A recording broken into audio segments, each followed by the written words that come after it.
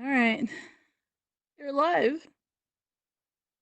I think we're live. Are we live? I think we are. Indeed, I believe we are.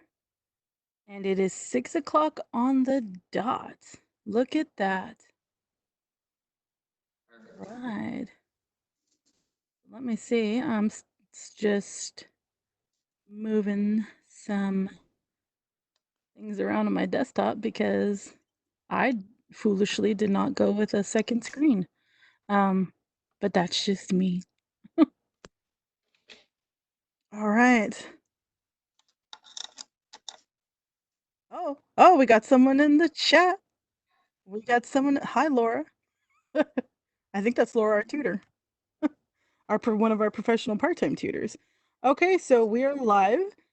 Welcome, everyone, to StudyCon Online 2020. I do apologize if I slur a little bit. No, I'm not celebrating anything. I was drinking some lemonade. But by the end of the day, I tend to talk a lot during my day, so I end up slurring. But welcome, StudyCon Online 2020. We are happy to be here on a live stream. Hopefully, our students are watching. If you are a student from OLLU San Antonio, RGV, Houston, or one of our many online programs, jump over to the YouTube page, give us a comment, okay? In the comment section, give us a chat, say hello, let us know that you're there because we want to talk to you. I think right now we've got a viewer, so that's cool. But in any case, that's all right because we're all here together. StudyCon, for those that don't know, if you are from one of our other campuses, StudyCon is an event typically hosted on the San Antonio campus, and it's kind of a pre-finals, little bit of fun and a little bit of preparation, about half and half. It's kind of our holistic approach to handling all those things that come up around finals time. Stress, of course, as we're getting ready for finals and studying, preparing all those last assignments, things like that, right? All those natural things that come across. So StudyCon is an event typically held in the library, and we get to run amok in the library on the first floor. It is a university-wide collaboration. So this team for StudyCon, who you will meet various members tonight, is made up of, it's sponsored really by our university ministry. Always kicks us off with a blessing and all the good stuff. And again, we're going to see some of them tonight. The Sueltenfuss Library, who number one lets us run amok in the library, but also is always very, very happy to sponsor. One of the things they always sponsors are pizza. I miss eating pizza with y'all. We also have various departments out of the Division of Student Affairs. This includes academic advising, student support, student advocacy and support, also called SAS, and services to students with disabilities, SSD, and you're going to be hearing from them tonight. And then, of course, the Academic Center for Excellence. We also have counseling services, who is on board with StudyCon, and we will hear from Dr. Kopak later tonight, in fact, in this stream. So that's really the team who brings you StudyCon. Every year it changes, and every semester, and we're always looking to bring more people on and more areas on to make this ideally. Wouldn't it be great if we could have one giant event across the university one night? I think that'd be great. But we're going to kick things off here. So we have a couple of different sections in how we're going to do the live stream tonight. And really, it has to do with how we kind of approach StudyCon as a whole. Let's see. One thing I'm going to ask, hey, if you hop on over to our YouTube page, like I said, give us a comment. We have various members of the OLLU community out there who are, wanting to talk to you. Let us know which OLLU campus you're from. If not, hey, jump onto our Twitter, our Instagram. ACE is on Instagram now. We are advancing our social media platforms. In truth, we just got locked out of our last Instagram and cannot remember the password. So we started a new one. and that is OLLU_ACE on Instagram. Hey, send us, tag us on your favorite meme. Tag us on something funny. We love to look at funny stuff, and we like to ideally post some funny stuff. We've got some memes lined up for you. But yeah, we're looking at a lot of ways. So let's get to a little bit of reality. One of the reasons why we, of course, cannot all be together is because of our current situation. We're all either working remotely, working from home. We're at home. We've had to move home or, anything like that. Number one, to all of our students, we hope that you are safe, that you are well, and that things have been going okay for you and your families. But as I like to say, we are spatial distancing, not social distancing, right? Because modern technology tells us we can still be social. So we are here tonight to be social with you. I'm wearing one of my mini trademark StudyCon hats because I'm known to wear hats all around the office. Some days I switch hats multiple times. I've got my Snoopies on today, so we're rolling good with that.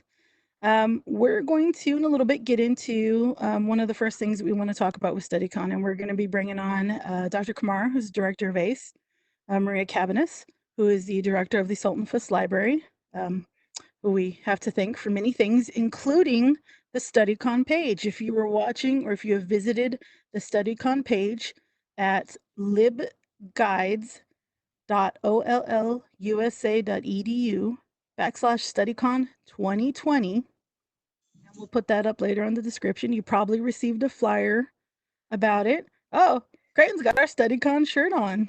I know. Woo! I realized I'm sitting here and I was like, I'm not geared up. Wait a minute, so got that taken care of. All right, we've got that. Creighton's repping their Relief. StudyCon shirt. Yes. Hey, if somebody wants to design me a StudyCon hat, I would appreciate it. As much as I love, my StudyCon shirt, I wear hats all the time. But we're gonna go ahead and kind of kick things off. I believe Dr. Kamara, Maria, Creighton's already on here. Y'all are out on the chat. Let me know if you have your mics unmuted. I don't know if my mic's muted. No, we hear can me? hear you. Oh, great. Hello, everyone. And I too am wearing my StudyCon shirt. Although you can't see me, I have a computer that doesn't have a camera, and I have not hooked anything up here, but I'm watching you and I'm here, and I want to welcome you. We were delighted to be able to figure out a way to have this community event online. So we feel like we're breaking new grounds, and we're really happy about that. We were listening to students very carefully when they were saying, we want to do things with the community, but we also like to pace things ourselves because having only synchronous events becomes difficult. We know a lot of you are at home and you might be taking care of siblings or older family members, and you might only have one computer and a telephone, and so you're just working things out as best you can. So in answer to that, we were able to build our StudyCon 2020 site because Maria Cabanis, the director of the library, and Bridget Gonzalez in the library gave us some space on their page, and so we're very lucky to be able to work with them on this. And then we decided we would give ourselves a window of opportunity to share with you. So I'm here to say welcome right now, but I'm also here to let you know that we are feeling the same situation that you are, and some of us in very odd circumstances also. But we are offering the same excellent tutoring online that we were having face to face. We would rather be face to face with you, but in this instance, this is what we're going to do. And so what we have to do, really. And so we are available for you. So I just wanted to say welcome, and I'll go back to you, Sabrina, and you can introduce our other people. Okay, right now what I'm doing, so if you by chance come across our YouTube live stream right now, if you're on our YouTube page, Ace at OLLU on the YouTube, I'm gonna go ahead and put for all Our Lady of Lake University students, San Antonio, RGV Houston, or our online Engage or any of the programs. I'm gonna go ahead and put the link there that you can access the StudyCon page via the university. So let me type that out, and apparently I cannot speak and type at the same time. Maria Hello. Cabinets, Director of the Sueltenfuss Library.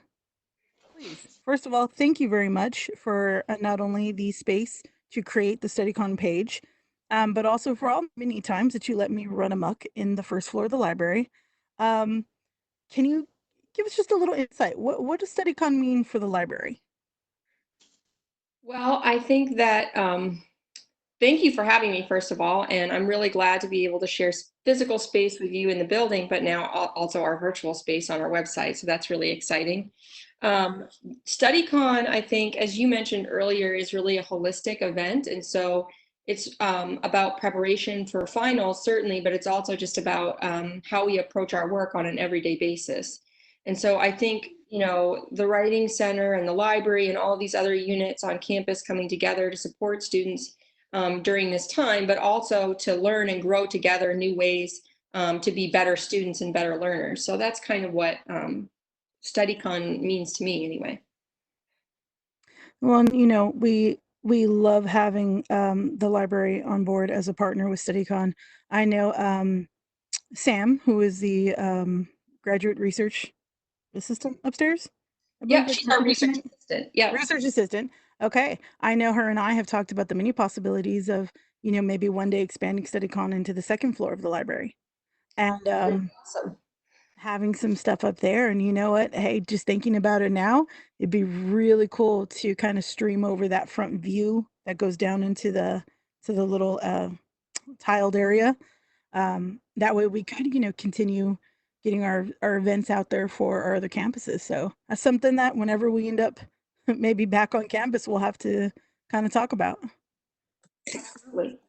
Can I jump in here just to riff on something that Maria and you both mentioned, is that StudyCon is holistic.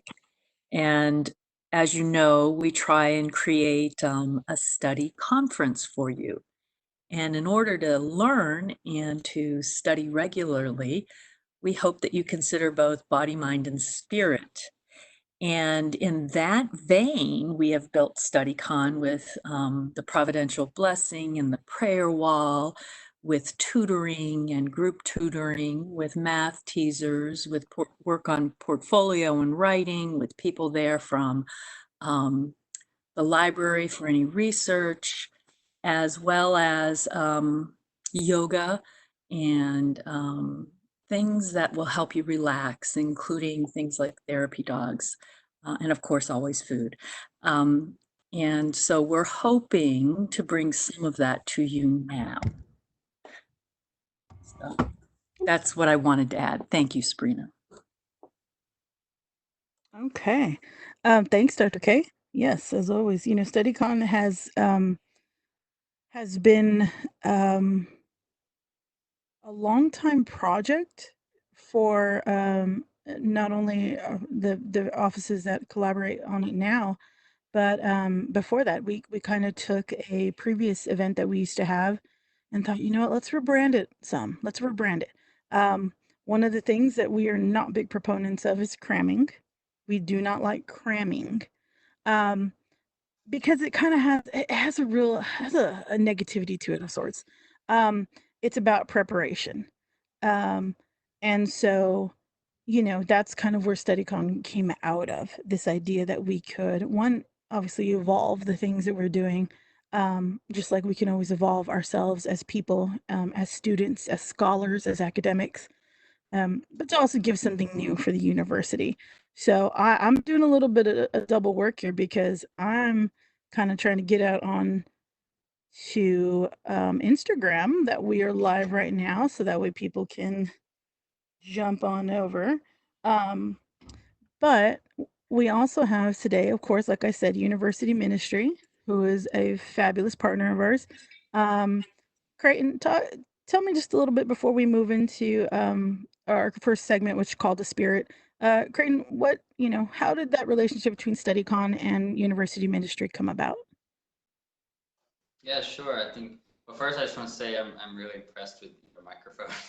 Like, with the arm coming down and the windscreen, it's like I feel like I'm looking into like a professional radio studio. So I think really the relationship with ministry and all the different partners, I think it's really a very organic relationship to start with, because I think we're really doing very similar things. Maybe different aspects of people's education or their time at OLLU, and we're focusing maybe predominantly in some different areas, but yet at the same time we also overlap a lot. And so then to come together and to think about the journey that students are on when they're at OLLU, right? You're not, students not necessarily there just to take some classes and check boxes and get through, but to really figure out who they are.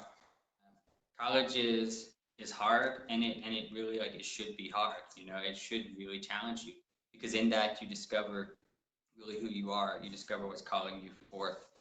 And I think what's really fascinating is you've talked to all the people. We have meetings, and all the different people who are here on this call tonight, all the different partners. We're really interested in that same aspect of guiding and walking with people through their journey. So it is to understand that, okay, you might need math help, yet there are all these other parts of your lives that need attention to. So to come together and to say, you know what, let's speak to these aspects of your life. What can help you here? This person can help you here. And ministry does that all the time. I think people come in, and if we may deal some in the spiritual, the academic realm, and sometimes there's overlap, say, with counseling, but we know our role is to say, like, this is more of a counseling issue. Go talk with these people. We'll walk over there with you if you need. And so it's really that, I think, just that ongoing sense of collaboration. University is like a family. There's not, I understand ministry, our spiritual journeys, our faith journeys is not something that is disconnected from our minds or from our bodies or from the world around us at all. It's very much within the world around us and within our bodies, within our minds.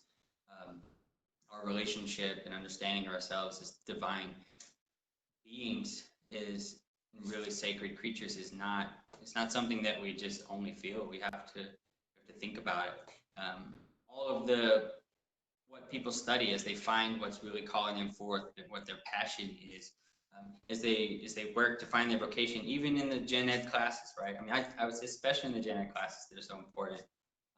Those are real moments and opportunities to find out who you are.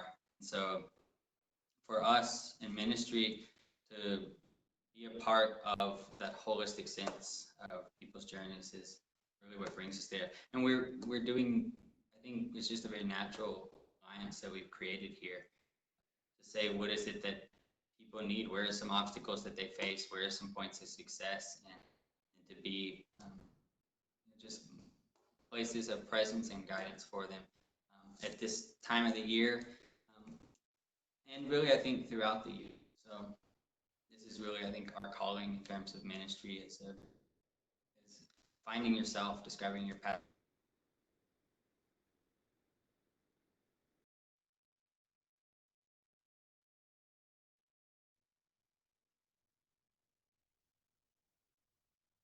Oops.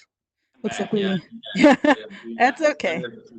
Spam calls, but I think that really takes a lot of, it takes a whole team, and I don't, for ministry to say, oh, this is our domain, it's not connected, really doesn't fit, because we need all of those aspects in our lives cultivated to understand ourselves deeply. So I think it's a really beautiful alliance that we have here. So it's one of the favorite times of the year we get together and think about why StudyCon. I think it helps to give ourselves a sense of what we're up to it's an opportunity really to listen to students and see what they need. So that evolution piece that you talked about, the Alliance is evolving. So it's kind of, it comes out of a common purpose, but it's evolving based on the evolving realities in which we live. Ministry's work, I think, is to respond to that, always be attentive to that. So It seemed like a very natural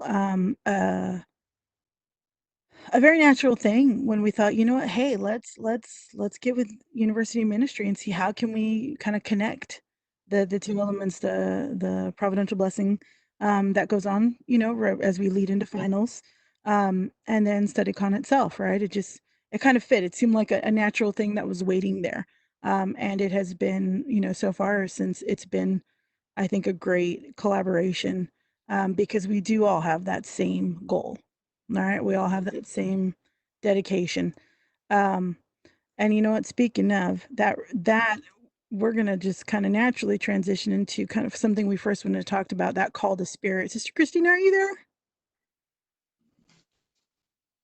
Yes, I'm here. All right, glad. So, we wanted to, one of the things, just to remind people, first of all, if you are new to our stream, welcome to StudyCon Online 2020. If you're an OLLU student, we sent out a flyer from the library yesterday that had a link to our StudyCon online page. It is a LibGuides page, very easy to find, libguides.ollusa.edu /StudyCon 2020. And on there you will see our StudyCon playlist. Since we cannot be in person with you and we cannot all be celebrating together, what we have done is to try to give you everything that we would at StudyCon. And so, University Ministry, thank y'all very much. Not only will you see up there the blessing with various members of the University Ministry staff, but we also have a yoga and mindfulness video up, which I think is very cool. If you've come to StudyCon in the last couple of semesters, we've done sunset yoga up on the 3rd floor of the library. We are missing that view. I am missing that view. Yes. Big time. So, Creighton, Sister Christina, talk to us a little bit about, especially right now with the times that we are in, right? The difficulties that we're in, this kind of very scary, unsure time with, I'm not going to say its name because it creates all kinds of problems on YouTube, but with our, the pandemic. Spiritually, I know a lot of us are very, very, very down, very sad. I know people are struggling. Talk to us a little bit about that. Should maybe share, especially with that video for the blessing up. Um, Time is yours. Let's. Thank you. Well, we definitely know that, of course, this situation we're in, a lot of different pressures on us, on everyone. And so right now, while it's getting prepared for finals, we're very conscious that there's distractions from being out of your comfort zone, out of a study space, dedicated space for students. We do still have a prayer wall available for you. So usually at StudyCon, we stick up big posters on the wall where you can write in your prayer requests for what days you have finals and let us know what you want us to pray for. And so this semester, we did do a virtual prayer wall. So you can find the link on the LibGuides page that Sabrina talked about. And in a form, let us know what days you have finals. And by doing that, we will, as we usually do, anyone who puts their information on there, we send them an email on the day of their final with a prayer and just something to help inspire you and help you feel at peace as you approach the day with your finals. yeah, I think it's and I think with that prayer wall, with this, even the broader situation that we find ourselves in, I'm not just there's the stress of finals, the end of this. Part of us to recognize the end of the academic semester is always brutalizing for students, faculty, staff. Anyway, it really is. It's a time where just everything has to just come together, and you feel like it's this just sprint and just hardcore sprint at the end. And I think it's really important with that prayer wall is when you submit, you say, okay, I have an exam on, you know, these 3 days. Each day you get a prayer, you get this moment, a real reminder to stop, even if it's just a moment to read it. Really stop, take a breath, read it, to realize that stopping and taking a couple breaths, sitting with that, maybe 2-3 minutes even, is not going to make or break how you do on that exam coming up. It's not going to, well, it won't break you. You know, it might help you make better,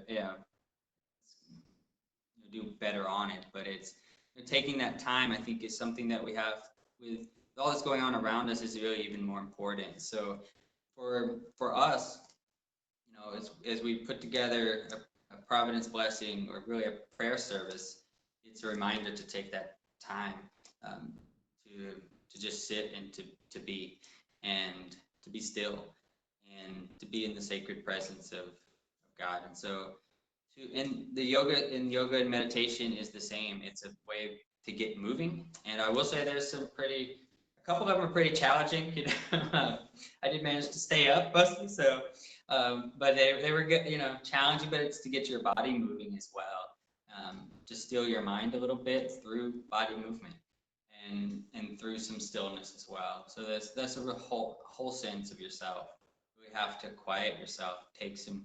I mean, you'll hear this. My wife is the one leading the yoga flow for about 20 minutes, and there's about 5 minutes total at the beginning and the end for you all when you watch it. And those are just some sitting and some quiet breathing. And that's to quiet ourselves. Remember to breathe. Remember that, yes, everything's going on around us and seems hectic, seems chaotic, and in many ways it is. At the same time, there's also stillness, there's also peace and quiet.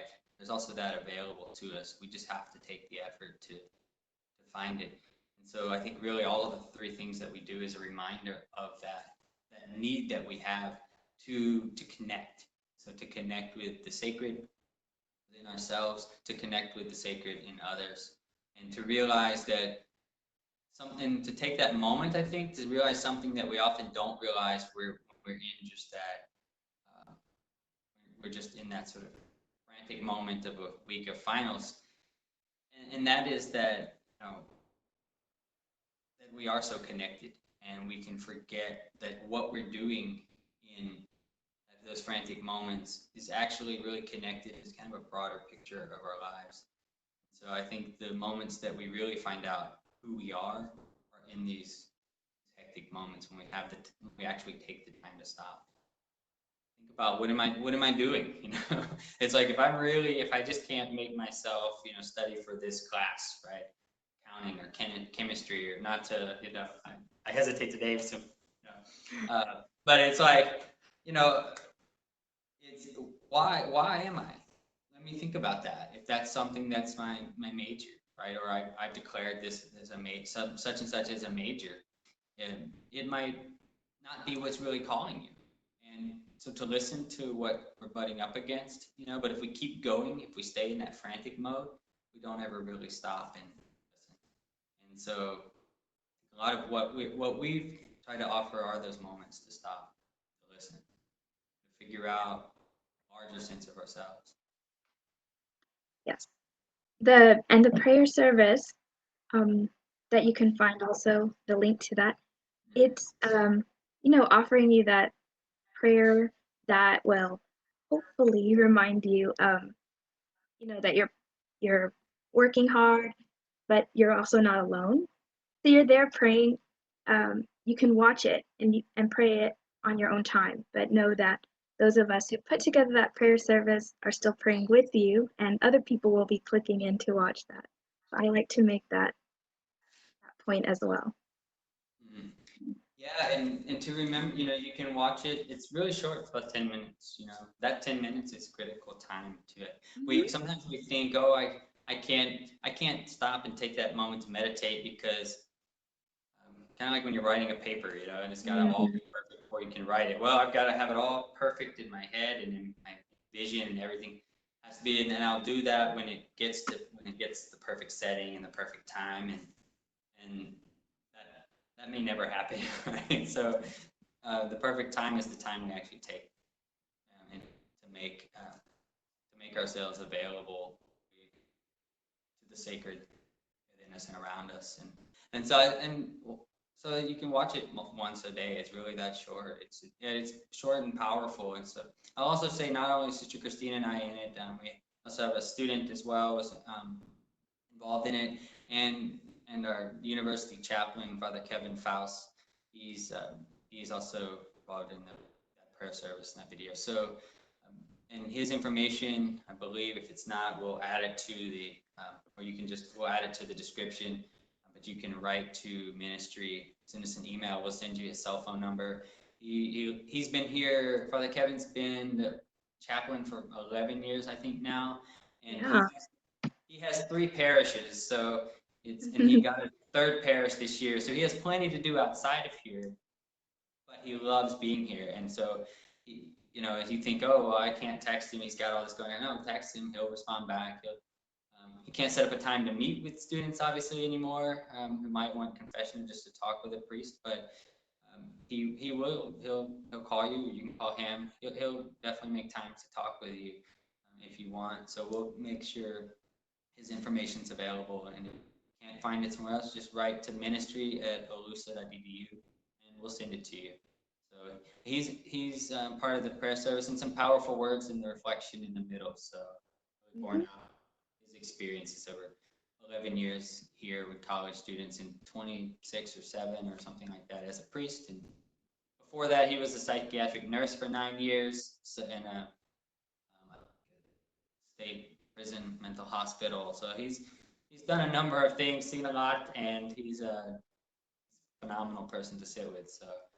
And Sister Christina and I were also available anytime if you just need to pick up a phone or Skype with us or Zoom chat or whatever else. We'll sit and you just need a listening ear. So I think really what we hope out of StudyCon is that people know that these resources are available, and they take those steps to find them too. And that can, I think, be the hardest piece. It's just to take the step. Yeah. I wanted to take this chance to quickly plug other ways you can find us. We've been active on social media, so we have an Instagram, which is at OLLU Ministry, and our Facebook page is also, is it OLLU Ministry? Everything's OLLU Ministry. So we have the video, we've done some videos, interviews, and more words of wisdom from Father Kevin. We did an interview with Dr. Williams from Student Affairs. And yeah, just stay connected with us that way. If you want to see what your university community is up to, we have an Instagram page. And then, as Creighton mentioned, we can be reached to do individual appointments. So just make sure you know that we're here for you. Yeah, sure, and really anytime. I mean, it's what this is what I think I love about this whole collaboration is that for us, it's just it's just our passion, like to just walk with students. So it's why we're at a university and why we're in ministry, higher education. Sure. Yeah, I mean, I love my days as a history professor, and this is sort of a different kind of very similar calling, but a very different one in many ways. And so, and I love those opportunities to share, and it's a real honor to share in students' stories and to just to offer whatever they need. Be just an ear, sit, talk, kind of work something out, bounce something around. So that's what we're here for. And so yeah, just really just reaching out, and we'll have the time. We'll make the time to meet with you about doing that. So Sister Christina and I talk about that a lot. Just it's like we're looking forward to the fall in many ways. Yes. It's time to really be present around the residence halls, just to be with us, sitting in the lobby and just seeing how students' days are going, and being that presence there, because I think that's what's so important. I think StudyCon's that reminder, and as we we talked about the evolution of StudyCon. So what do we hope for the future and events that sort of lead up to StudyCon throughout the semester? It's for us that just sitting and even if it's just interactions as students kind of walk through the lobby of or the outside courtyard of a dorm, and just sort of knowing that we're there. Is, I think, important to know that like that sort of ongoing presence is really important, that ongoing connection, and to connect with others and to connect with the sacred that's calling you forward. It's here. We often just don't listen to it, and sometimes in ways. And so there's so much that can distract us. So for us, it's just it's a pleasure for us. We love it. It's our passion to be around and sharing students' stories and in their journeys. So we miss the being on campus. Maybe as much or more. I don't know as students. So. Yeah. And we miss our students. We really do. I'm sure all of us do. That's what we're here for. Usually at this time, we're gearing out for something I can, with our colleagues in the Division of Mission and Ministry, our wonderful colleagues at the Center for Women in Church and Society, who do fabulous, ministry work as well. Usually we're all kind of gearing up for next week to have a few days of loaves and fishes, just hanging out, with food all day long. And then, of course, midst of that, graduation practices and the graduation blessing and liturgy. So, usually at this time we're gearing up for that. So we miss that for sure. Yeah. A beautiful time. And I think it's a beautiful time, even though it's for many students who come into the Elliott House, which if students don't know, that's the yellow house by the gym. If you haven't been to the gym, then you've probably been to the place where you pay your bills, the Walter Center. Yes, we're across from Walter. That's how I would find it. Yeah, so the gym, maybe, I don't know. Parking lot B, maybe not. But if you've gone to pay your bills at some point, then it's across the street from that. And so you're having food all day for a few days, 3 or 4 days on the week during the week of finals is. Even though it's stressful, it's such a beautiful time because we really get to meet a lot of students, and sometimes students who don't actually come to the Elliott House for any other reason, and that's the time they come. And I think one of the reasons that we love being involved in StudyCon is we also get to meet students that often may not make their way over, that we don't meet around in the different places.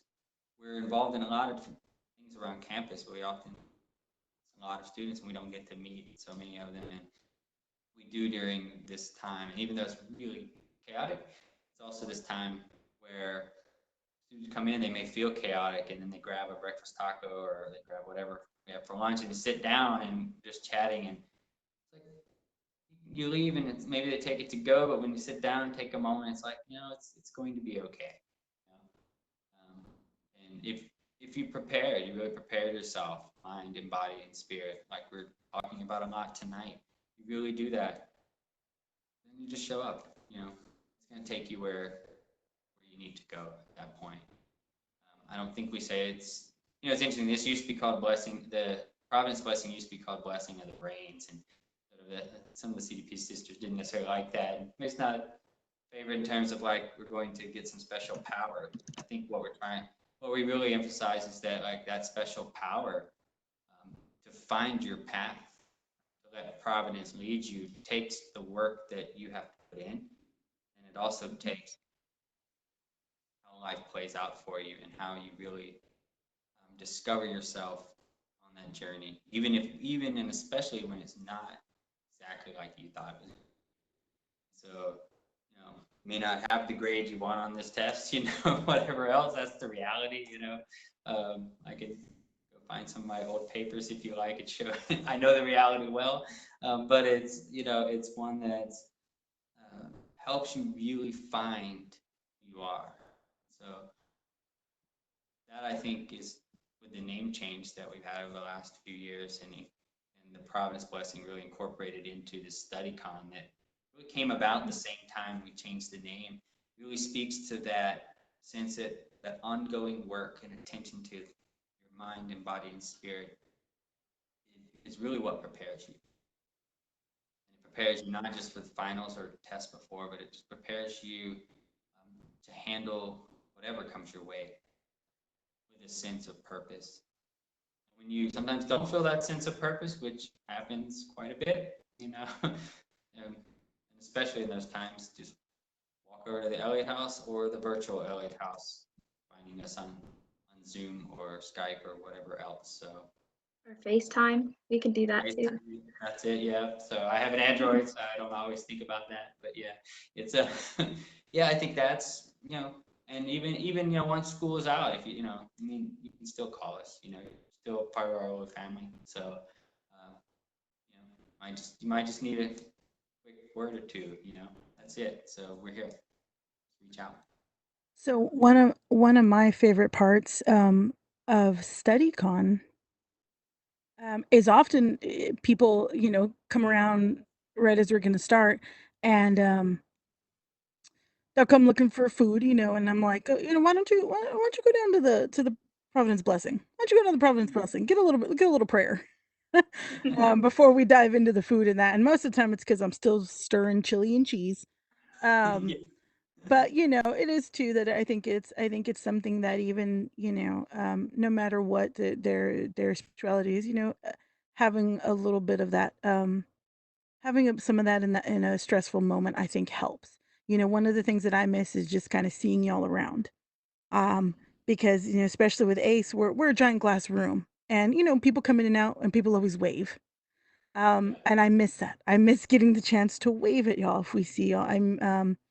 Even there's always something that puts a smile on your face if you see Father Kevin at an event and you see him there and he's walking around and you're like, hey, Father Kevin's here. But that is something I think, going back to the Providence Blessing, it's always a good thing. It's funny, it reminds me, I went to Providence High School, which was also Congregation Divine Providence. And, we had mass every Friday. And, yes, sometimes I was like, oh, I got to sit in mass every Friday. Um, but it was good. It was good because I found that by the end of the week, if there was something off, even just sitting there in mass and hearing, whatever the priest was talking about, that stuff, it does help. It helps. It hits you. And, when you have those moments, you're thinking about it.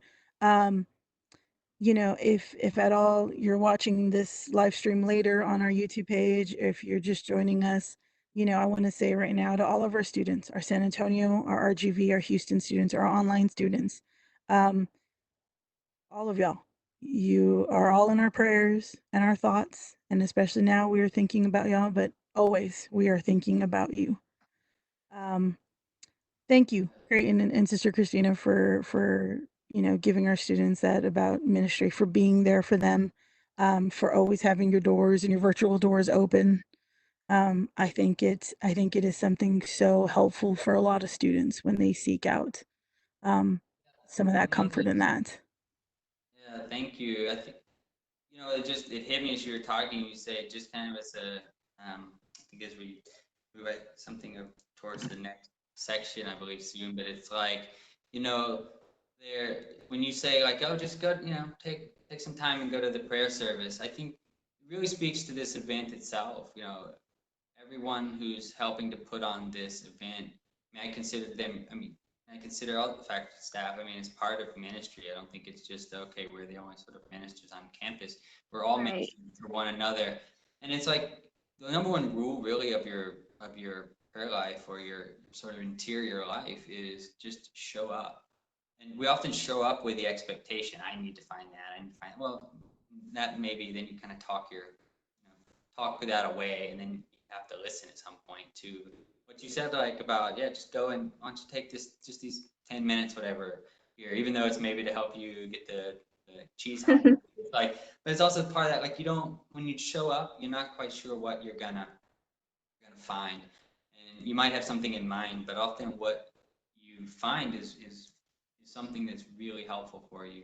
And so you show up to StudyCon, you might have never really have been over to the library or whatever else, right? And then you realize, oh, there's this center here, and counseling service is there, and you can meet people from counseling, you can meet people from the ACE, you can meet people from SAS, and it's like all of a sudden you're like, okay, you've made that contact, you've shown up, and out of that has created all of these possibilities for you.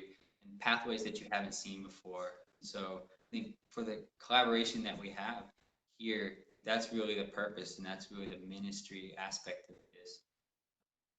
We're all ministering to one another, and we don't often know, you may not know what you're going to find, but show up. It's really the rule. Just show up, be there, and Definitely. see what happens from there. Because that's really the providential kind of leap of faith. Show up and be available. Definitely. Yeah. You mentioned something, loaves and fishes, and loaves and fishes is one of my favorite times because student affairs, as the Academic Center for Excellence is part of the Division of Student Affairs, we every year take a day where we, go and cook and that, and Yes. shout out to a lot of the student affairs staff and everybody who organizes that. Some of them were in our chat on YouTube earlier, Amelia, especially who organizes usually always loaves and fishes. Ana Flores, assistant director of SLD, who is always there. And loaves and fishes is one of my favorite times. One, because at that point in the year, I'm kind of like, I want to get away from my desk for a little bit. I'm tend to lock to my desk a lot. So I like going and doing something and cooking. Cooking I like to do. But the chance to kind of the chance to just sit and chat with students, to see them as they come in, to talk to them and be like, hey, how are you doing? And some that are stressed about things and some that are like, I'm doing okay and I did good on my final, and they want to talk. Sometimes I don't forget, but I think I'm very noticeable the fact that sometimes there are people who don't always get the chance to speak. No one maybe asks them, "How are you doing?" And I think a lot, especially in the college age, I think that they are open to that. They do want to talk. It's just that maybe no one's asked. Yeah. But We talk about that invitation within ministry. It just takes that, and for people then to say, you know what, I have this to offer, and it's amazing to watch that come out once people have really taken that step to show up, and they're meeting people, and just really being able to have what's really there all along to recognized, and amazing Yeah. to powers there. Yeah. So I was just going to say, Creighton have mentioned, how it's an honor to walk with students. And for sure, like, I'm so glad that you recognized that, Sabrina, and mentioned that about that invitation. Because we're not around only to talk about, your prayer life or coming to church or anything like that. Like, we're really there to be accompanying students in your journey, and wherever that leads you, where we want to walk with you. So yeah. Yeah, I think people, yeah. And I sometimes, it's how do you envision ministry? What do you envision as our work? And we talk to people and say, oh, kind of see it as this. Oh, I'm not Catholic, or I don't go to mass, or I don't do such and such, and that's not. That's only that's a part of what we do. Is it's not there to say, oh, you've got. Not the only thing we do. It's about what is it that you're seeking. And that's not something that only it's something that you have to learn to listen to as well. And so it's those times really to find out sort of what, and really to listen to what's calling you forth, and then to be able to strength and maybe that courage, and sometimes that having people recognize that in you helps to get that sort of faith to really listen to that calling. Because that can be really hard. It's really hard if family or friends, everybody might expect you to be studying this to become this, and that's not really what moves you.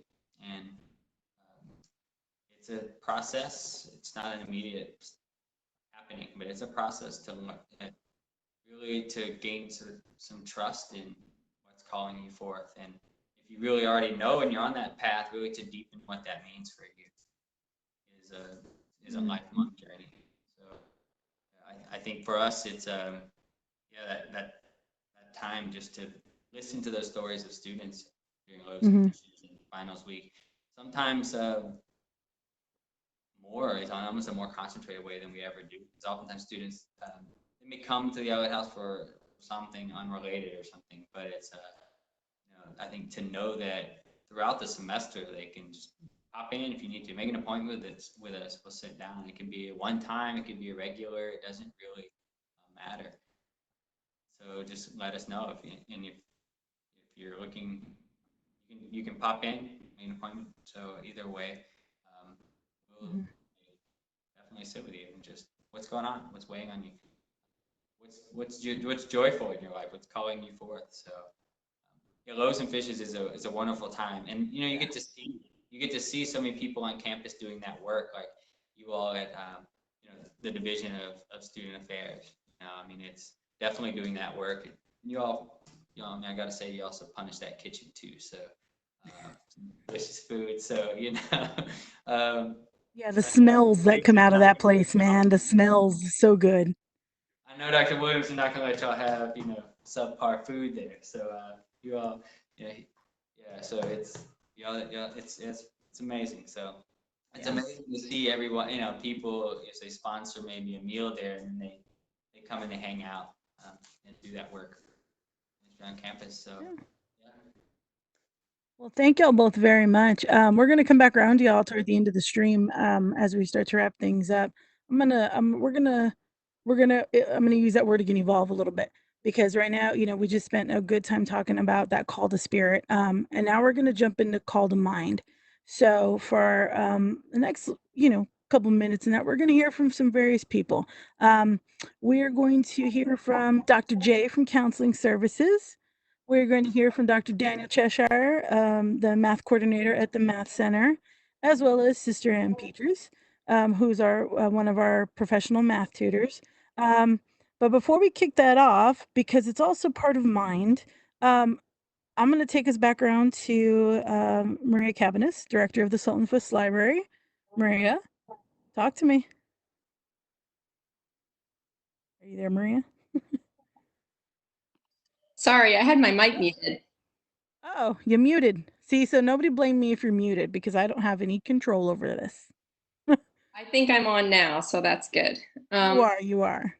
I thought this would be a good time just to mention to students a few of the things that are available to the library, because a lot of students probably feel like right now, oh, I can't go study in the library, so the library is just closed. But actually, the library is operating remotely. So yeah, we don't have that study space available to offer you, but you know, we're holding the same hours that we normally would during the semester, which means that we have people available online all the way till midnight, Sunday through Thursday night. So, and we have people working on the weekends as well. So we're here for you, our normal hours of operation, but just remotely. So, and there's a few different things to know about in terms of how to get in contact with us. One is we have a chat feature on our website now, which is really cool. We've had it for a while, but it's coming in particularly handy right now. And that will just pop up on our website whenever you visit our website, which is library.ollusa.edu. And in addition to our chat function, we also have our Ask a Librarian form, which you can also access from our homepage. And that's just an online form you can fill out with any kind of questions or concerns that you have, or if you need research help. And our librarians respond to those inquiries all the time. And they get back to you really quickly, usually within 24 hours, usually faster than that even. So those are two great ways to get in touch with us. We also have a make an appointment feature on our website as well. And so students can take advantage of that to make a calendar appointment. It sends a request to one of our librarians. And in that case, one of our librarians can actually meet with you virtually through WebEx or Skype to have a virtual reference session one-on-one. So if you need help finding sources for your paper, or you have other concerns about doing research, that can be a really great opportunity for students to take advantage of. So, and then the last thing I'll mention is that we put together a guide, and this is a guide just in light of everything that's going on with the pandemic right now. It's specific resources that are available. It's all about kind of shifting to online learning, right? Because a lot of students maybe were kind of used to taking online classes, but some people, you know, this is the first time they're really going to experience what it's like to learn online. And so we have a number of resources on that guide, which is also available right on our homepage of our website. And that includes things like links to figure out is your textbook, maybe you didn't have, maybe you don't have access to your textbook anymore because you left it on campus or some other situation. So you can find out, is the textbook available digitally? So there's just a lot of really great resources on that page. So I hope students will, contact the library, reach out to us. We are here for you, and we're just ready and waiting to help. All right. Thank you, Maria. Again, thank you very much to you and all the library staff for being there for all of our students and providing those services. For any of our students listening or watching right now, hey, know that they are there. They are available. You have reference librarians available. You're not alone in your studies, in the things that you need to do, the assignments you need to do. Hey, Maria, I'm gonna have to have a conversation with you later though about a book I might have checked out still. But We can I'm reading it though. I'm reading it.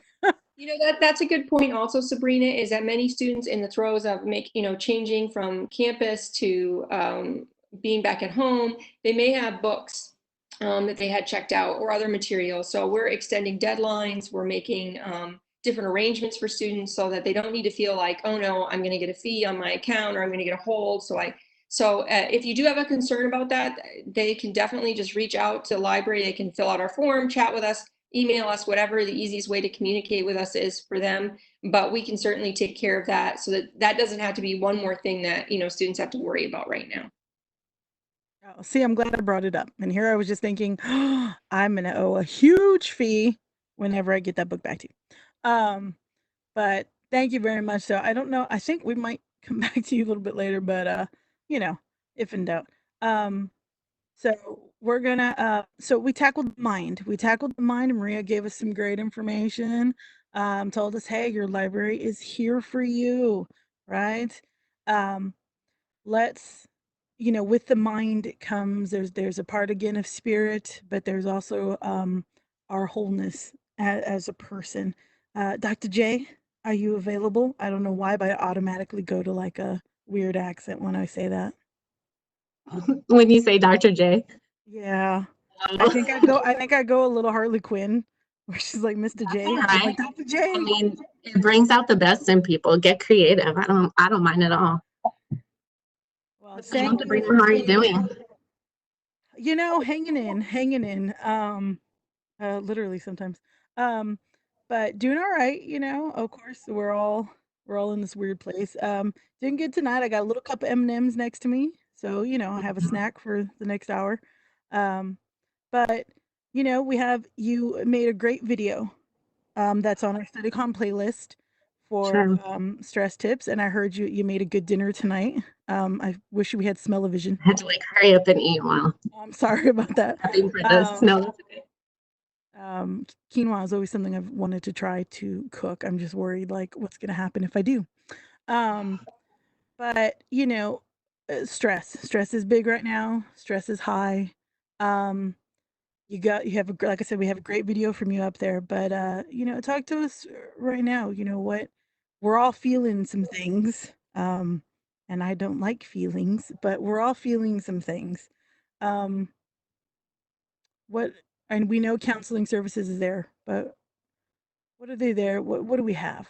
Who can we reach out to? Well, I mean, I can certainly do a plug for counseling services and what we're providing, individual sessions. We have support groups that are available, but I think that sometimes just like engaging in a conversation, like I'm literally on my screen looking at you and looking at Janet and Creighton and Maria and Daniel and everybody, right? And I'm thinking like, I just took a deep breath before coming on, and I feel like I've been doing that a lot lately. I feel like I've been having to just be really intentional about recentering myself, grounding myself, because the stress is, it's insane. It's insanely high right now. And I feel so much for our students, given the difficulties that they're having. And just difficulties that naturally come with transition and adjustment and grief. there's a lot of loss going on, right? And so I guess I'm really wondering about some of the things. I mean, I can talk about ways that we reduce stress, but I wonder if like anyone wants to chime in and talk about what they've been doing before I get into that to help with their own stress. Can we do it that way? Is that okay? I mean, we can do that if anybody's got a thought on this. I'll tell you, I sigh when I sit at my desk and I'm doing stuff. That's usually how my colleagues know like something's off, because I sit there and I sigh and I deflate a little bit as I'm trying to do something. Working from home, I am a partial caretaker for my parents who are older. They have some medical issues. Um, and the idea of working from home was difficult for me to think about. I have been trying different things, and one of the things that I have been doing kind of to stress relief is, my sister's working from home also, and walking. She always invites me to walk. I do quick little spurts of exercise of some kind. Trying not to snack. And by snack, I literally mean every 5 minutes, put something in my mouth and chew. I've been trying to stay away from that. I know the first 2 weeks I was doing it a lot. And I'm like, no, I cannot do this. I'm already round. I can't be any more round. Oh my gosh. I mean, so actually, like a lot of habits related to eating are indicative that you are experiencing stress, right? So some people can be emotional eaters and they tend to overeat, or they feel like boredom sometimes, like with food, right? And then there are other people who undereat, who become so consumed in whatever they have going on, all of their responsibilities and projects and classes, assignments, all sorts of things that is common too. And so I actually appreciate you bringing that up, because I think it's important. I think it's important to know signs of stress. But I think Janet wants to chime in real quick. I was just going to say the snacking thing is definitely a problem, but what I've been trying to do, and I don't know, you guys can see a little bit behind me that I'm usually been downstairs in my dining room, but I decided to come upstairs into my extra bedroom, which is my craft area, because one of the things I've been doing to take a break is making things. So I like to make cards. I have a Cricut. I like to do other things like that. So during Easter, I made cards with peeps that I made out of punched paper. And so like, here's an example of the peep. And I made different colored ones, and I put on the card, "You're my favorite kind of peep," or whatever, and sent it out to my student workers, because I was just wanting them to know, like, hey, I'm thinking about you. Tonight I made a card for my mom after I took a little break from work. So, because tomorrow's her birthday. So I made her a little card to go with her present. So just taking a break to do something that you enjoy. If we were in the office, I would get up from my desk and walk across the street and get a cup of ice or do something just to get out of the office for a minute. The office is my dining room, so sometimes I just go to the backyard or come upstairs. So just to take a little break. Yeah, I think that's important. And I mean, taking a break is definitely something I recently posted on Instagram about the importance of that. But even if we kind of backtrack, right, into identifying signs that we're experiencing stress, and if we're not aware of exactly what's going on, we're just kind of going through the motions. How do we ever know that we need to insert a coping skill or, take those breaks and incorporate those things? So, some signs I think that are important to recognize that you're stressed are real changes in mood. So things like becoming impatient, frustrated, irritable, people just generally describing you as a little bit more moody, is a sure sign. I think we all, in some way or another, experience tension in our body. When it happens to be coming from stress, it's usually we're feeling it in our neck, our head, our shoulders. Headaches are real common. Difficult, indecisiveness, not being able to make a decision, feeling exhausted all of the time, having difficulty sleeping, even though you feel like you're just going on and on all of the time. And even, you know, getting sick. And so I do definitely want to plug that COVID. I am not including it in that, but it's not uncommon for people when they're stressed to get like the common cold and experience some things like that because our immune system is shutting down. It's just been on overdrive the whole time, right? And so knowing kind of like how your body experiences stress is the first thing that you have to be aware of in order to take the steps to reduce that, right? And so being more mindful about eating, like you said, Sabrina, is a good technique, as Janet brought up, taking breaks and being really intentional, I think, about the breaks is also really important, right? Scheduling them at a time and in a way that will still allow you to be productive, but also in a way that allows you to completely break as much as possible from the screen, from any sort of responsibility is optimal. Now, I recognize you brought this up earlier, Sabrina, that people are having to juggle a lot of different things right now at home, maybe things that could have been compartmentalized a little bit when they were able to go to work or to school or those sorts of things.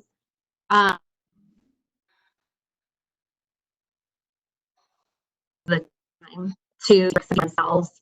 I recognize that that's a luxury not afforded to some people, but if at all, you're able to step away, even if it's for 5 minutes, or even if you're being really quiet and intentional in the responsibilities you already have, like taking a shower, and you downtime, that can be really helpful.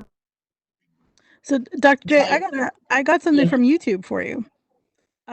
So Tiffany on YouTube has asked and posed the thought, how can we create balance and hope in our lives when things feel a little overwhelming and uncertain? And Tiffany added she tries to engage in art and other forms of creativity. Yeah. So balance and hope in our lives. I mean, you kind of talked probably a little bit about it, but. I think, so I think the first thing that comes to mind is this process of really knowing your values and learning how to prioritize base values, right? So I know our students really value education. I also know they very much value family life. They very much, you know, they value work. They value relationships and socializing. And sometimes when I'm going through my day and I know I have a task, but I also value my mental sanity, I have to decide in that moment, what is more important to me? Right? And if I have the time to work on that assignment later. Is it something that needs to be expedited and taken care of right now? How do my decisions align with my values? And I think, like, on a greater scale, and I didn't catch all of Creighton and Sister Christina's discussion, right? But I think this situation, Corona, COVID, whatever you want to call it, is calling us to like reevaluate some of those values and to more distribute our energy, right? If we had 100% energy every day, a specific amount to school, like if we're exerting, let's just say 50% to school, all I have left for the rest of my responsibilities for the day is 50%, right? Unless I'm taking time to refuel myself, recharge. And so I think the first would be to identify values and kind of maybe your value hierarchy right now, and plan according to those priority values. And then with regards to hope, I think connecting to passions and your support system your spirituality, right? Being really, really intentional about the positive things going on is really important. You know, our brain is naturally hardwired to hold on to negatives, called the negativity bias. And if you are not intentionally attending to positive things that are happening in your life for at least 15 seconds, it doesn't even register and stay in memory at all. And so, you know, don't minimize spending and really soaking in something positive, good news, a picture of a puppy or whatever, for 30 seconds can make a bigger difference in your mental health than you would imagine. Had myself muted. Oh, Yeah, so hopefully, you know, balance. I'm a person who always looks towards balance in life. I do my best to maintain it. It is a Jedi way. I am a Jedi. Uh, but you know, it is, I think a lot of people are struggling. You know, we check in with our tutors weekly. And we're always we always start with our check-ins with asking, you know, how are you doing? Because it is, we are, you know, we're concerned, just like we're concerned about all of our students, you know. Even talking to, I've always been encouraging people, you know, keep in contact with your friends too, because for a lot of them it is that not having the people that they had normally in their lives, if they're on campus, that becomes their structure. And I know that structure is big for a lot of our students. It's something I've recognized a lot with them. Um, and so, you know, that's why from the beginning, I've always been out on all of our social media and that we put out, you know, try to keep in contact with your friends. Yes, we're not physically in the same space anymore and we can't go and hang out, but you can still talk to each other. You can still, you know, check in with people and just have that other person to talk to, especially if it is something maybe family stress related and things like that. But right. So, you know, Balance isn't something that comes natural to us. Oh, am I muted? No, I'm on. Okay. Balance isn't something that comes natural to us, right? So I could get on a soapbox about the culture of like productivity and how all of that is kind of like pressed upon us, right? To believe that we have to be productive and we have to meet certain standards and to a certain degree that's true also, but I think we need to start questioning like at what cost. And I think that's something that students can also reflect on, right? At what cost am I willing to, I don't know, stay up till all ends of the night working on this project, trying to get it perfect, however we're defining that, right? At what cost am I willing to make all of those sacrifices? It's troublesome that we're in this place, and so if we just attempt to, and I hope students understand that there are so many people at the university on their side with wanting to implement more balance, to help make things easier for them, to give them the resources that they need so that a more balanced and fulfilling and stress-free life is possible for them, especially during finals, right? When it's just so overwhelming, and now when they're in quarantine and doing finals. Yeah, exactly. No, and we are. And I know, you know, any OLLU student out there, I know that y'all have been hearing it a lot, you know, oh, we're here for you. No, we are here for you. We are genuine in everything that we have put out there. We are here for you. You know, speaking of, you know, because you're hitting on finals and things that we have to do. I know that I've got Dr. Cheshire and Sister Ann on here. So, Dr. J, don't go away. You know, hang out with us still, but let's pop on over to Dr. Cheshire and Sister Ann to talk about some things, especially stressful, and not just math. I hate math, but not just math. A lot of our subjects in that. So, Dr. Cheshire, Sister Ann. Hello. Well, thank you. Hello. Are you there? Yay. I ran to my room to get my StudyCon shirt. Yay. Right. I've got mine too. I think everybody's got this on now. I miss seeing everybody so much. You know, I get on my bike and I ride around campus and there's nobody that I have to swerve around and nobody to tease me about riding a bike. So I really do miss you all. And I hope all is going well. Absolutely. And it's weird and sad to be sort of stuck at home too. But I really appreciated all the panelists so far and what they've said, and in terms of the support that students have available to them. And you know, I find that, and maybe you can speak to this too, Sister Ann, but I find that a lot of students,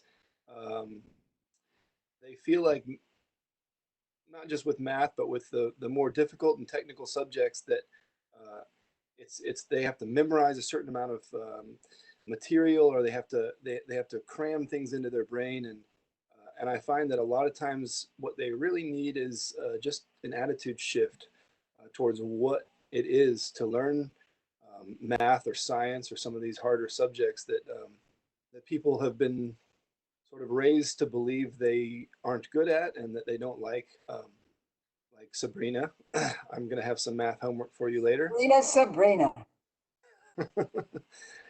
Many people say they hate math, and that's probably because of bad experiences that they've had throughout the years in trying to learn math, and a lot of times that's it creates a cycle of stress and of anxiety that I think causes people to spend less time working hard to learn the material because they just think they're not going to get it. They feel like they're just not good at math, or their parents just weren't math people, or they're just not math people. It's not in their genes, and that causes them to not work as hard because they don't believe that it's going to have any positive effect, and so they don't go seek out help, and they end up performing less well on their tests because of that. And then that is another bad math experience they've had, which ends up causing more stress and more negative opinions about things like that. So I'm speaking to math, but of course I think this is true for many different subjects. Whenever we feel like we can't accomplish something, it's probably not true. We probably just have had bad experiences. So I don't know. You love math, don't you, Sister Ann?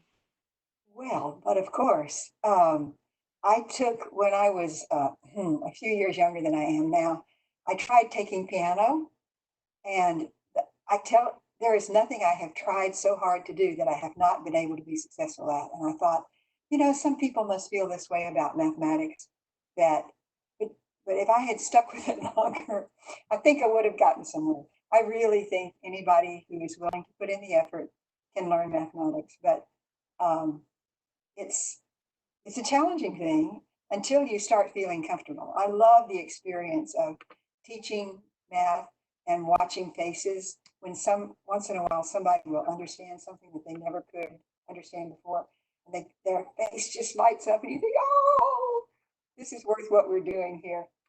I decided a couple of years ago I was going to try to find out why students didn't like to come for tutoring to math, for math tutoring.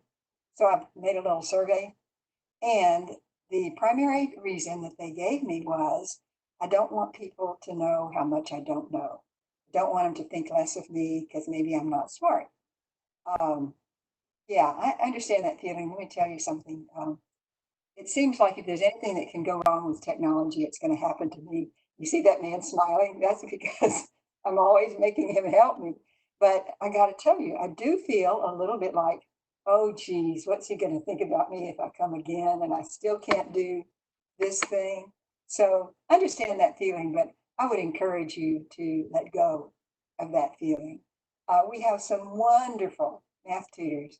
That's the nicest place to work because everybody is so enjoying one another's company, enjoying the students who come in. It's really a cool place. If you won't come see us before the end of this semester, I hope if you've got some more math or science, I hope you'll come see us whenever we get back in person. But No, I would never think less of a person who came to ask for help with math. There's just, it's wonderful that they had the openness to come. We always will treat you well, I promise. I would think very highly of students who do come to seek out the help. I think that's a really important thing. It shows a certain level of academic maturity. It shows that you recognize that it's not something that you're supposed to just be innately great at or not. It's something that you are there to learn, and you're committing yourself to 4 years of hard work to learn these things. Sometimes in math, it might just be one semester that you have to work really hard, but that's a hard semester that you really put in the effort for, and then it pays off. I keep looking down at my computer to refresh our appointment schedule website, because I have one. we have 5 tutors available right now in a range of subjects. And I counted, there's something like 76 hours more of free tutoring that we have scheduled just this semester to help you all students come on in and practice in whatever subjects. I mean, we have accounting, economics, both of the chemistry. Yeah, college algebra, chemistry, biology, pretty much all of the main subjects that that I could imagine that people would be asking for help right now as they study for their exams. We have tutors just sitting at home like us, waiting to help you. So, so please consider just coming in and just making an appointment. There are one-on-one appointments. We have pretty neat online platforms that can allow you to work one-on-one with video or audio chat with the tutors and really get to the bottom of what you need to work on. There's the ability just to upload whatever your study guide is, your review sheet, and put it on a whiteboard and just draw right on that, and you can work with the tutor online. So I do encourage people to come on by. I mean, obviously it's not as nice to come in and chat with Sister Ann and see people in person, but at least you can talk to one person who understands where you're coming from.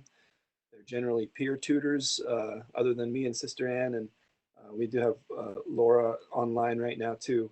So we have professional tutors as well, but we have peer tutors that have been in your classes, probably with the same teachers that you're studying under now. And so, yeah, so it can be helpful just to talk to somebody. I don't want to encourage you. Go ahead. I would encourage you, if math has always been something that you dreaded, come in, let's have a little conversation about that and see if we could figure out where that's coming from and if there's anything that we could do to help you with that. You know, sometimes it's not understanding one small thing, and that once you get that, things open up. It can be that you don't understand the big picture of what you're attempting to do. What is this for? What am I doing? How's the whole picture?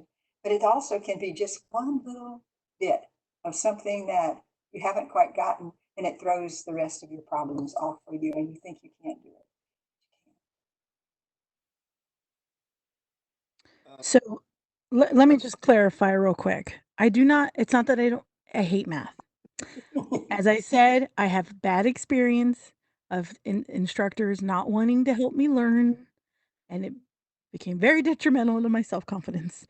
However, one of the things that I absolutely love about Sister Ann and Dr. Cheshire and all of our tutors, and I say Andy because Andy does many wonderful things, but Andy especially because she has explained a lot of things to me. What I love is that y'all will work step by step. That's what I need. That's what helps me learn. And I have watched you many times work with students step by step because, as you said, Sister Ann, it's that little thing. And sometimes it's a little thing in a long sequence of a problem that once that little thing goes wrong, it's downhill from there. But you can go back, and if you can figure out how to recognize where that spot is, it changes the game after that. And it's so satisfying to solve a problem. I got the right answer. It's very satisfying. Experience. You have a much better experience with math at that moment, and it changes that whole cycle. So now, instead of the bad experience that brought you to despise math, you have at least one block and one brick in that in the house that you're building of your happy math experience, which can hopefully bring a different mindset for you to the whole game. I would hope that all parents would start their children off saying, "Oh, that math that you're doing, that is wonderful. Don't you have fun doing that?" Even if they don't like it, you can make a difference in the life of your child if you just start off from the beginning, telling them that they like it, and they will, I think. Very much so. You know, if you are at all or a family member of OLLU, a parent of OLLU, a friend of OLLU who watches this or is seeing this right now, we have tutoring. Don't let your college student think that we don't have tutoring, because we do. One of my self-appointed responsibilities at our summer orientation events called Lake Days is that I like to remind people that we have tutoring, that they can come over to the library, they can get a hold of us, and we have tutoring. So, you know, that's where many a times I make best friends with people's parents. But, you know, those are all things, you know, Laura, who's our professional science tutor, she's in the YouTube chat, and she was saying, you know, shame, she wrote this: shame is a powerful emotion, and we need to do our best to battle the stigma attached to tutoring and remain empathetic and understanding. And I think she hit something that we're always talking about. There is nothing wrong with asking for help. There is never anything wrong from asking for help. Dr. J can confirm to this. Chandler and Sister Creighton can, and Sister Christina can, you know, attest to this. There's nothing wrong with asking for help, and you have a lot of people who you can ask for help right now, anytime. Not even right now, anytime. Right. I hope some of you will come and let us help you prepare for your finals, for your college algebra or math 1301 or whatever it is. We'd love to work with you on that. So we have some, you know, we're going to have tutors available on the WC Online schedule. If you come across YouTube, hey, I put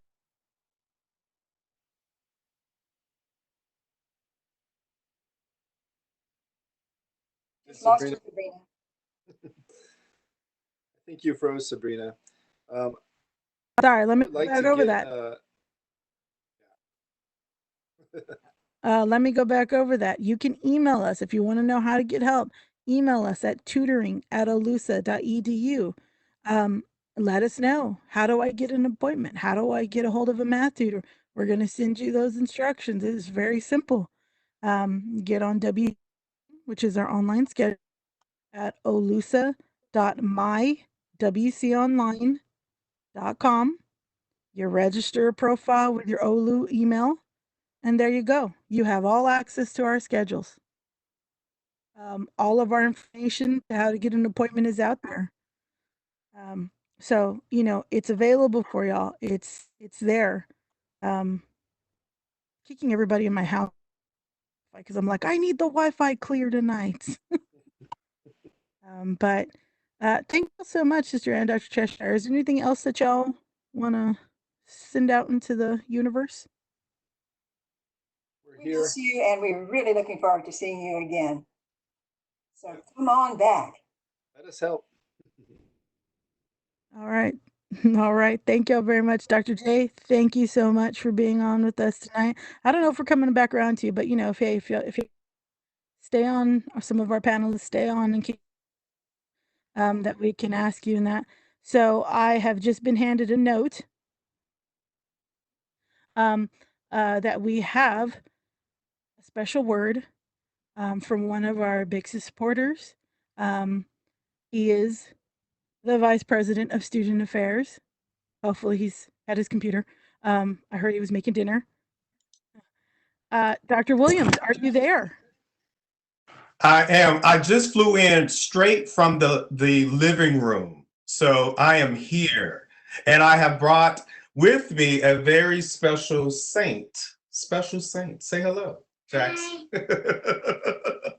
This is my youngest son, Jackson, who is saying, you know, Papa, it's time for you to get rid of all of your meetings today because it's dinner time. But I let this day go by at least to say greetings to all of our students that have joined us tonight. I know that you all wish, as we do, to be in your presence physically on campus, on our beautiful campus. But unfortunately, we're not able to do that. And so hopefully you've enjoyed the conversation so far. And I was just listening on and asking my son about math. I actually like math too, right? Because it keeps our buildings up, right? It keeps our buildings up. And then we've been using math with playing cards with both our sons. And so you can make it fun and entertaining as much as possible. You know, you just have to be creative with it. And so I know that Sister Ann and also Dr. Cheshire will highly agree with me on that piece. So I just to say thank you for the work that you've already done. This semester has been tremendously overwhelming. I understand that. It is overwhelming on many different levels, but I want you to know that you have demonstrated so much perseverance transitioning from taking classes online to now taking classes, taking classes face to face and taking classes online.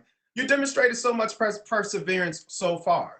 And so I'm encouraging you to continue to do what you need to do to finish off Saints strong, and continue to tap in on the resources that are made available. I have to tell you, as an undergraduate student, really when I was a doctoral student, I utilized the Writing Center tutoring services every day. And so if my tuition paid for, I was utilizing those services. So I have to tell you, and just reiterate the fact that these services are dedicated to supporting you, including our library services. So don't forget about that as well. We want to make sure that you are finishing up this semester successfully, and you have an opportunity to continue your study until we see you some way, somehow crossing that huge stage in graduation. And so with that, I'll just turn it back over to Sabrina, who I am going to borrow that microphone one day, because that is a real souped up mic you got going on right there. I love it. I absolutely love it. And hopefully it comes with the earphones and all of that as well. And so hopefully you all are having a great evening. And I'm so glad to see our mission and ministry staff also with us as well. A couple of our writing consultants I see also, and please note, and Sister Ann Petrus can also attest to this, please note that our sisters continue to pray for you. They continue to watch over you as much as possible.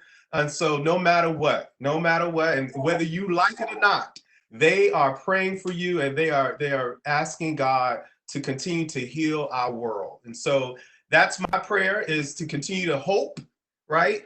That we will get through this quickly as possible, but safe.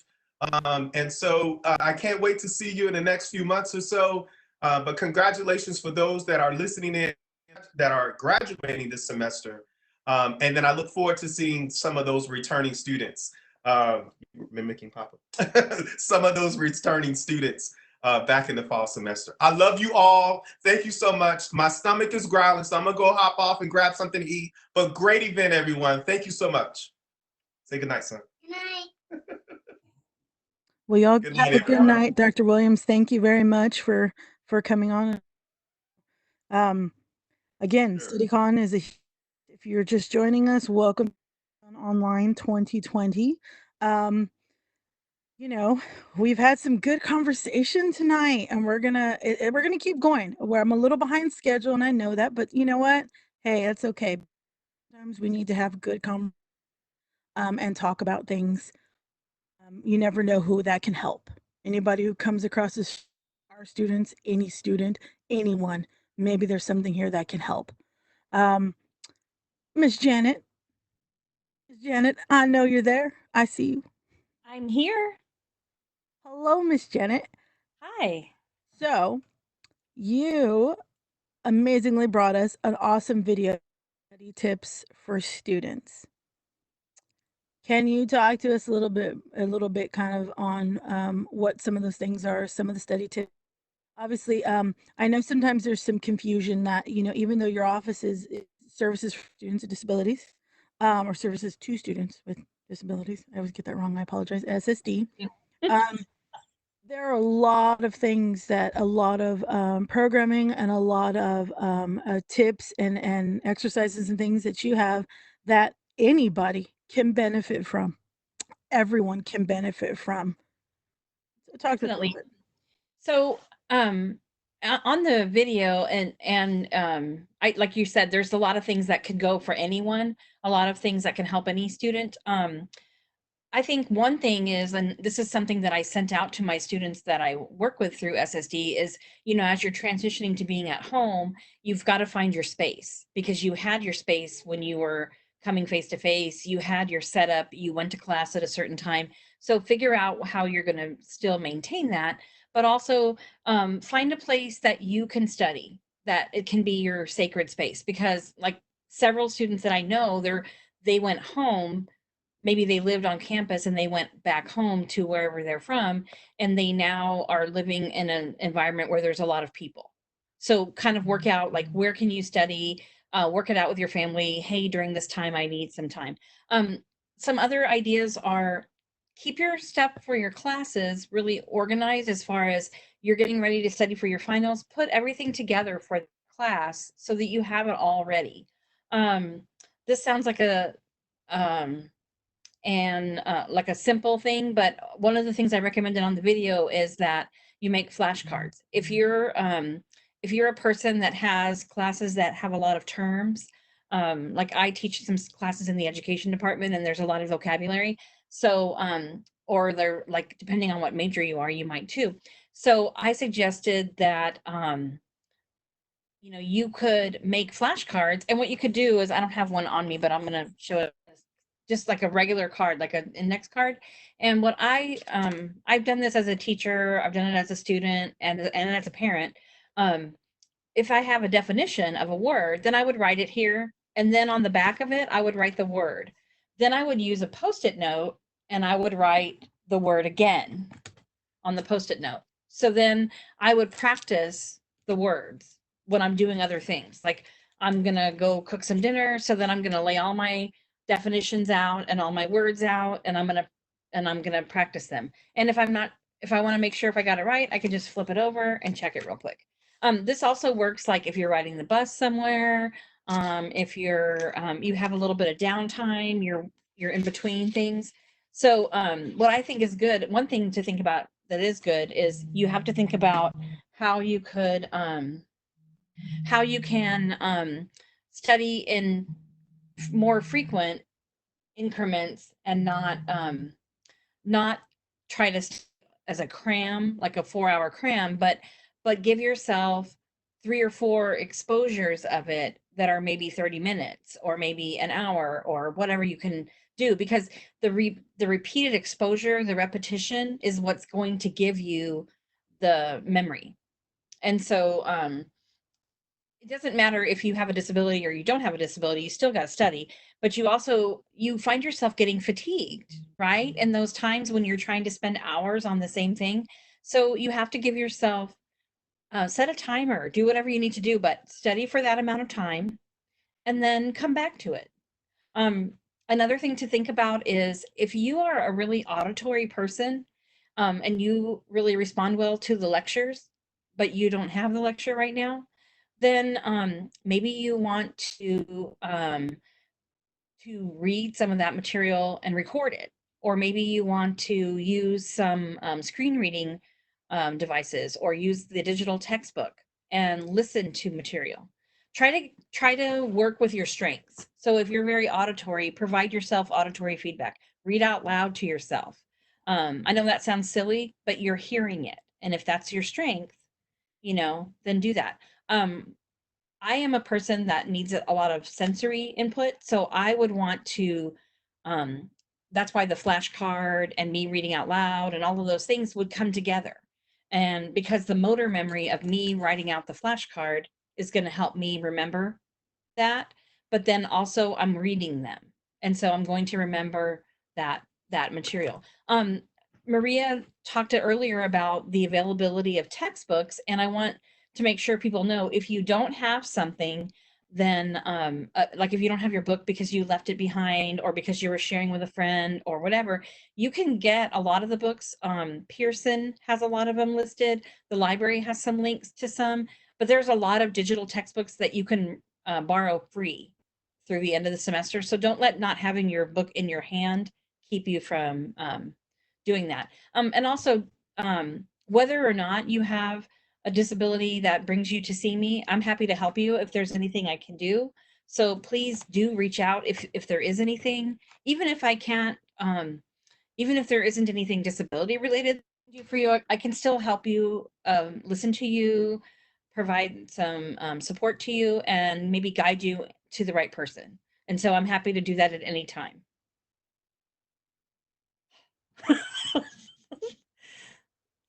I can't hear you. I know. I kept myself muted again. Oh, that's okay. I just like to mute myself all the time. That's what happens. You know what, Ms. J, thank you very much for those amazing tips. I mean, I was reading them. You know, something that I always I taught myself early on was the fact that I can always get better at things. Always, no matter what level of school I'm in. Man, sometimes I can find some stuff that, you know what, this is better than what I've been doing. This can help me. So I'm a firm believer in the fact that we can always make our study habits and our skills better. I think so too. That's where we get that life learning type of thing.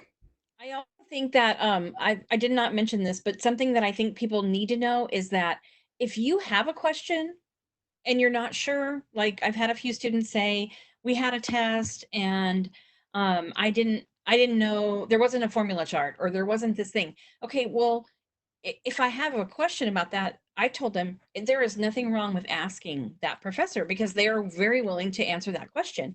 And here's kind of probably what happened is the student was realizing, hey, you're testing at home, you're allowed to use resources, you know, if you need to.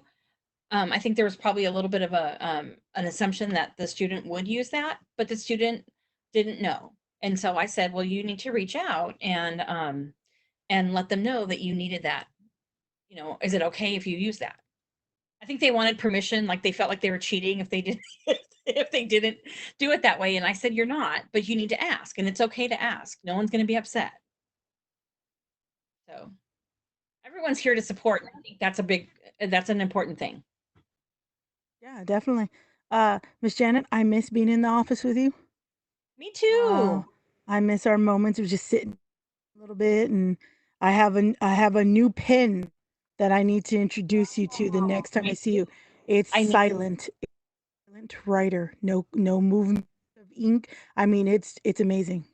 So it's there. Oh, I can't wait to see it. I miss people. I miss you guys so much. So I'm looking forward. My dogs can only entertain me for so long. Oh, same.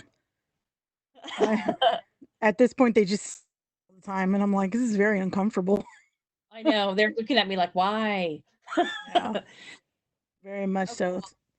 But y'all reach out if you need anything, if there's anything I can help with, or you're just need some guidance. And check out the study tips video on the StudyCon page. It's on the playlist as well. That's located on the ACE at OLLU YouTube page. But thank you very much, Ms. Janet. You know what? We're coming in to, the back end of our stream here. Jason, are you there? Can you hear me? I can hear you. Okay, good. Jason is one of the senior writing consultants and the mate of the ship when I have utterly fell on the floor. Oh dear, you say utterly? Oh, not, okay, you said utterly, not rudderly. Okay. I should have made a pun. But we're coming toward the end. What we've been talking a lot. Rewriting consultants, we meet weekly to just talk about different stuff, and we've been reading a lot. What do we think? And our schedule has picked up business. We've had more students the last couple of weeks, and I'm glad for it because I know that there's a lot of writing still need to be done. But what's going on? Well, first of all, I want to thank everybody's participation. This is fantastic. I mean, it is, definitely this new frontier that we're kind of having to navigate, even the students as well. This is virtual meeting place is great. I've been listening to, taking some notes of my own, and I apologize if I'm heavily breathing. I have asthma, and so all the allergens are triggering my asthma right now, and I may cough, so I have to mute myself. So I apologize in advance. But I will say that I've been listening to all these thoughts and all these tips, and I think they're fantastic. I've been looking over some of my notes here, and you're asking like what's happening, and very similarly to what we do in our meetings, as you just mentioned, we do weekly meetings as consultants, which are, I think, very good for all of us. I know they're good for my, well-being, because it is this distancing that has happened out of necessity, not necessarily by choice. I think is very much, it's weighing heavily on a lot of people's minds and souls right now. But listening to, for example, Dr. Cheshire and Sister Ann about how to address like specific concerns with, like, they're talking about math. Well, when I work with students lately, a lot of them are not necessarily just looking for the quick fix, which a lot of times that's, when I say quick fix, like, oh, can you help me with my grammar?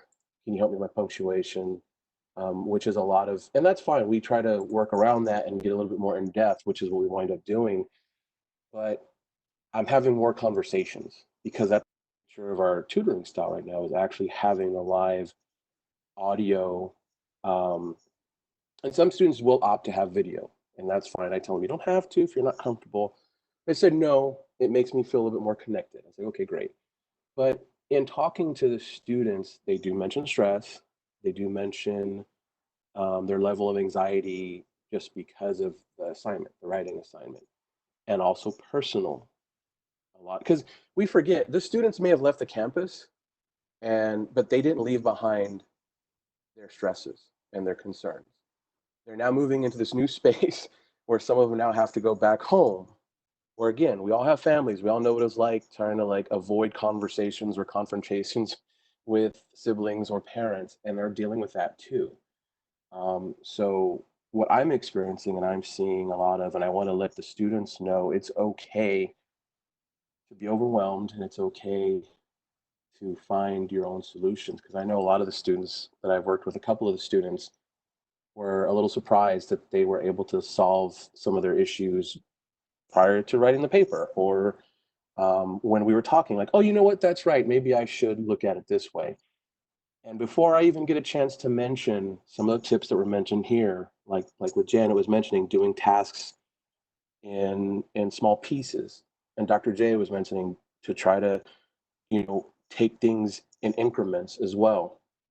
A lot of the students are fantastic, and they're figuring those things out for themselves, and they're teaching me some stuff, to be honest with you. And what I find great about my position in my role is I can learn just as much from the students as I hope that they're learning from all of us, or from me.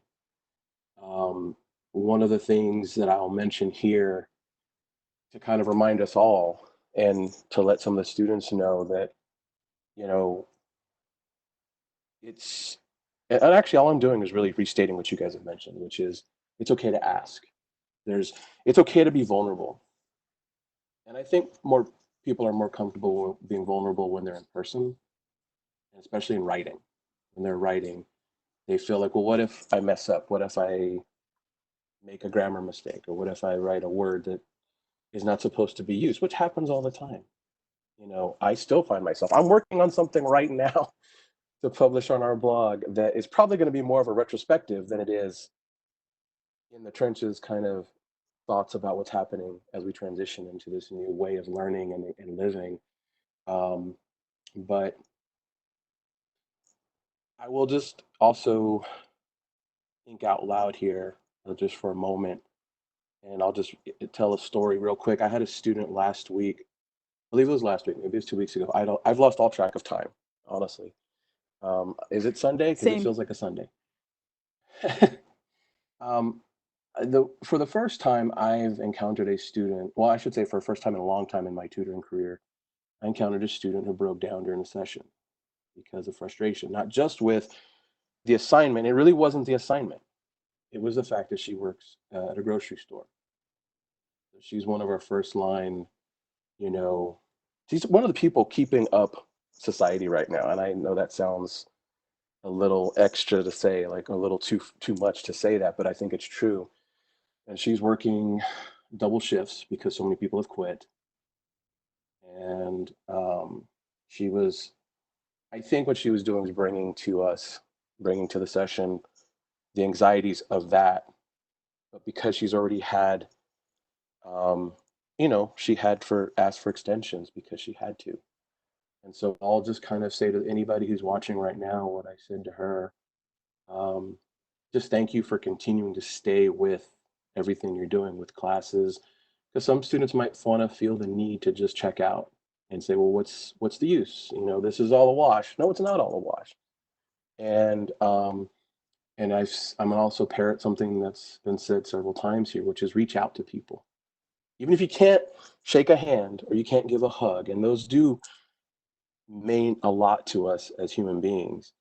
Texting. There's a great app called Marco Polo, if anybody knows of it. I'm having fun with it, where you can send these, like, it's like a better version of Snapchat, where you can send these little like FaceTime videos to each other and pictures and comment on them. And I've been catching up with some old friends. I feel like I've been rambling, and I have, so I hope I answered your question, Sabrina. But right now, I do want to remind everybody, I'm actually still on shift until 9 p.m. So after this, I'll have one more hour available on the schedule if anybody is needing some help. I worked with a student before we started our shift. We started our live broadcast, and it was great to talk to that student because, again, it can just remind me. Again, it connects me to the humanity of all of this, and it's not like we're in inhumane conditions per se, but it is. This distancing, I think, does take a toll on all of us.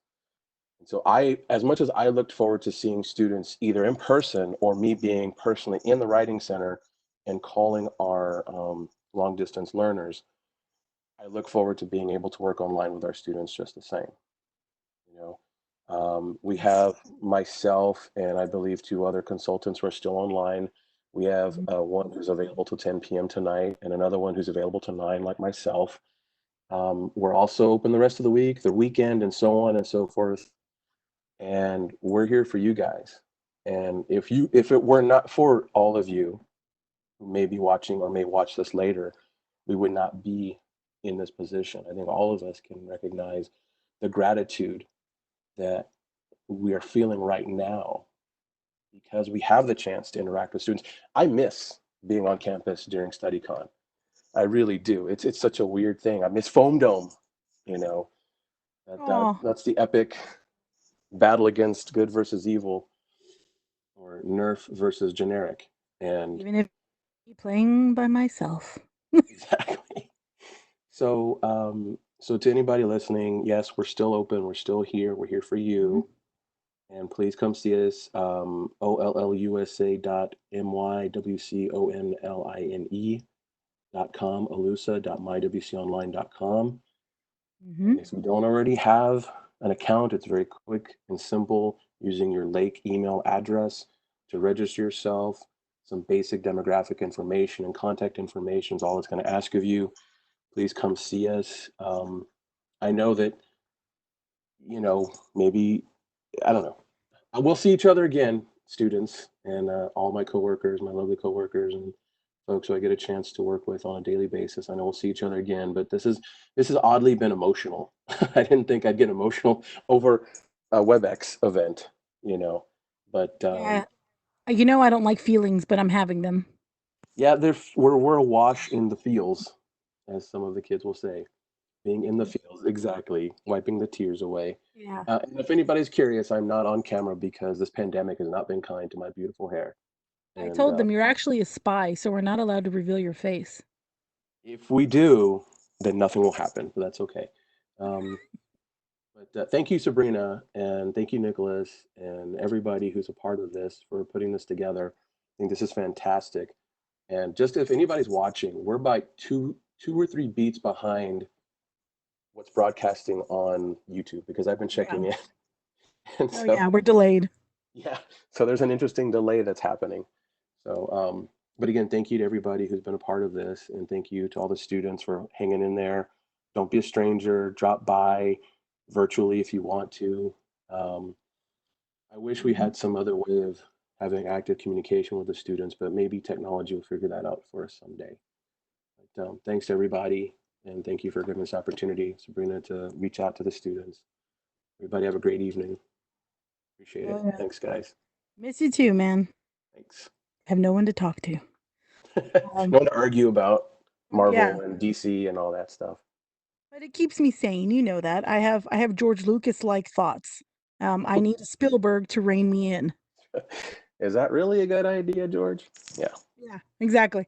And how many times have you told me that? Are you sure? I'm like, yeah, I Sure can do that it. can be done? Are you sure that can be done? Do you want to do it? Yeah, sure Just it because can be. to quote one of Spielberg's movies, just because you can doesn't mean you should. And I'll leave you on that thought. Yes, and to quote Lucas, you underestimate my power. Oh, great. Oh, thank you, man. Have a good night. You too. Thanks. Appreciate it. Well, my friend, those panelists that are still with us, we are coming to the end of our stream.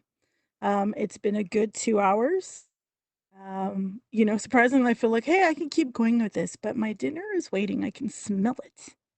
Um, but as we get ready to kind of wrap this up, for anybody who's watching, for anybody who watches this later, I hope that something here tonight maybe answered some thought you've been having, some a conundrum that you have found yourself in. It's just helped a little bit to hear voices of people who know, people who you would see on a regular basis.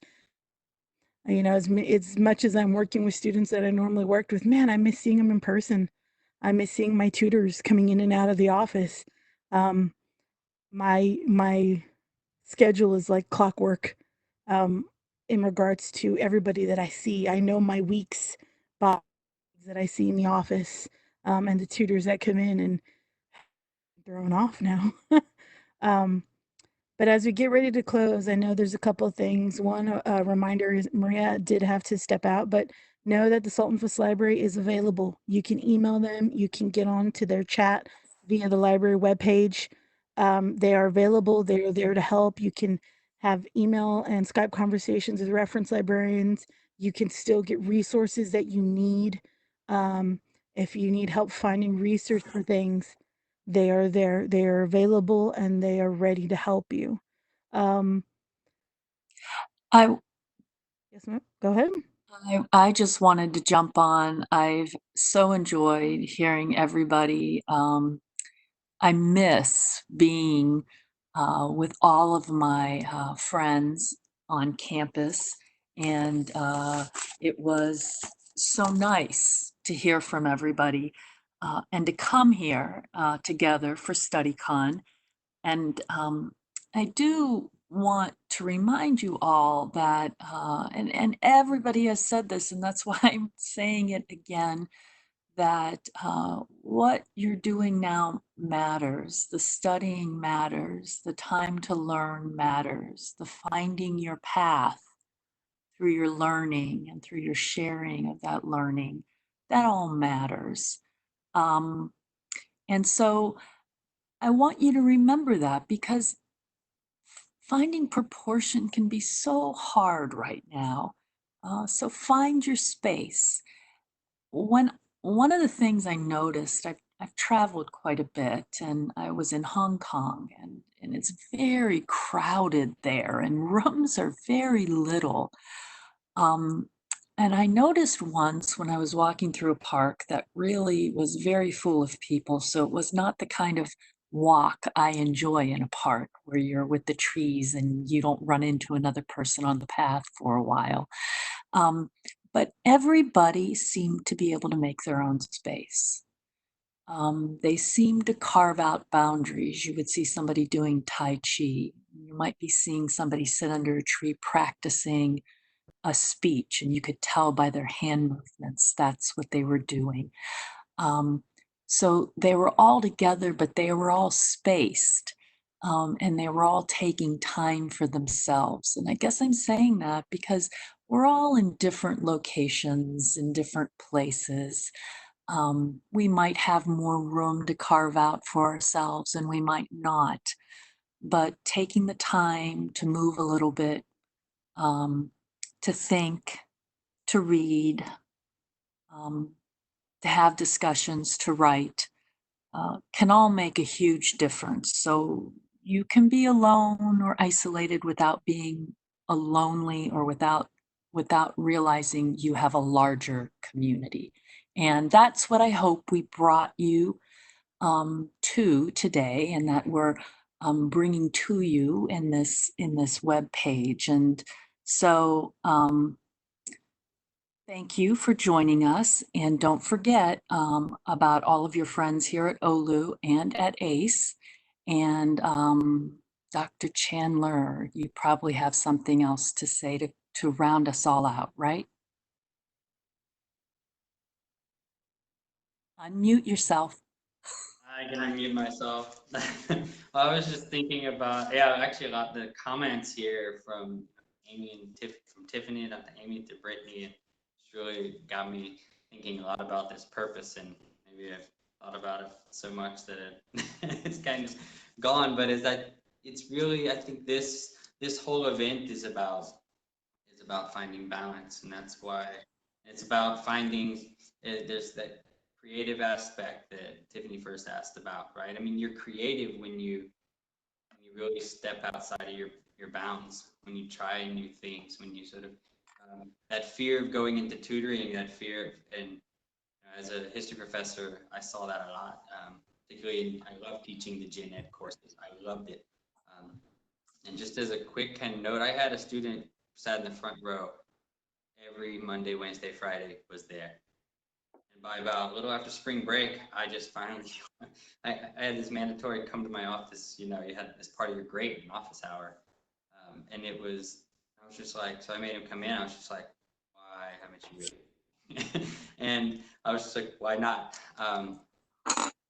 Just want to know you're here every day, you know, but I don't have any weekly responses to grade or anything. And it was really just fear. And so I got up and went to one of my drawers, and it's like my office, and I pulled out something I'm working on. I said, here, see how much I've written on this, and how much it still has to go. And this is like draft, I don't know, 100 or something. It's like, dive in, really just dive in. Take that time. That's, you know, like those gen ed courses that you take, those places that you don't expect to find anything that's of like value, right? Are really the place. And but just taking a step and being a little fearless in that, and I think that's really important. I think that's what this whole venture is about, is saying, you know what, like I have to just submit something. I have to just work. I have to write something, not because that's the be all end all of my life, but because that's what helps me discover myself. That's what helps me discover this purpose of why I'm here at the university, and where I'm headed. That helps me really discover that calling in my life. And I found really just these comments are beautiful in this way. And I just would want to say, you know, that's what we're really here for, is that I think we're trying to embody that balance. You know, it takes all of these areas in our lives, and sometimes we have to we have to reach out in these different areas, because none of us is amazing at everything in the world. I mean, I don't know what that would look like. And we rely on each other so much for knowledge and for companionship, and to help us to grow, and we play that role for others. So take really that time amid all of this, feed your soul, feed your mind, and feed your body. And I would say you don't have to have all the space in the world. You just have to take some space and for yourself, and give yourself that gift, time, and bring your life into a little bit of harmony, especially when it's not. And that's what we're here for. So just take those steps, just just write something. If you're struggling with a paper, write something. The first draft, it should be terrible, right? Every writer has a terrible first draft. You don't always solve the problem at the same time, at the first time.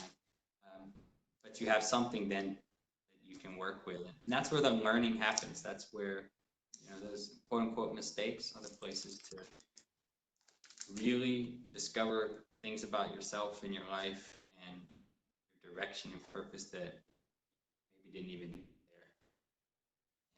I think that's what brings us all into higher education. It's just we ourselves see ourselves as lifelong learners, and that's learning how to, learning new sort of skills, learning new bits of information, learning how to care for ourselves in different ways that may not have worked for us in the past, and just growing out of that. And there's a real why we often have StudyCon to sort of alleviate the anxiety. I think if we just stop, breathe, we see that we're actually talking about joy. We're actually talking about beauty. And once we start to operate out of that, it's powerful. Sometimes it just takes that moment for us to have to see that that's what we're talking about and take that and run from there. So yeah, I really want to thank the students and everyone who commented there. They were really beautiful. So good luck. And reach out. We're here. So before we end our stream too, I want to say a big thank you to Nicholas Schultz, Director of Student Advocacy at SAS. He is managing the WebEx stream that you are seeing on YouTube. So much, Nicholas, for being there and for being our tech side of things. I appreciate it so much. And I know you've had a busy day, but as we get ready to head out, any last remarks? Go one at a time, though, everybody.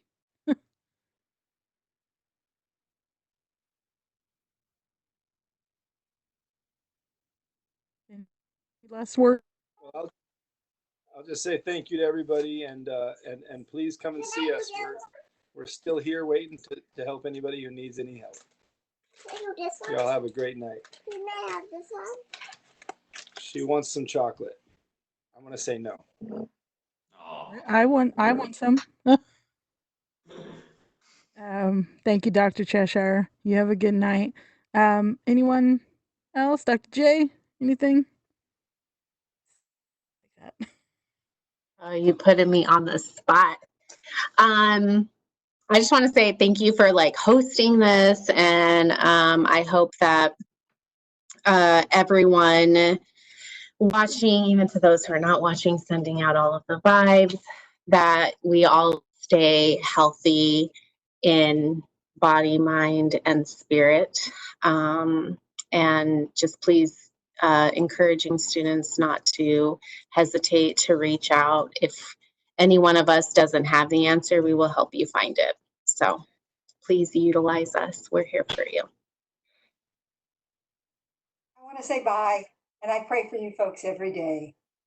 Miss you a lot. Blessings. Stay well. Thank you, Sabrina. You're welcome, Sister Ann. We love you, Sister Ann. Wonderful. Thank you, Sister Ann. You're showing up actually when they said, what do you do to calm yourself? And you show up and I'm like, actually, I go to basketball games. And I say,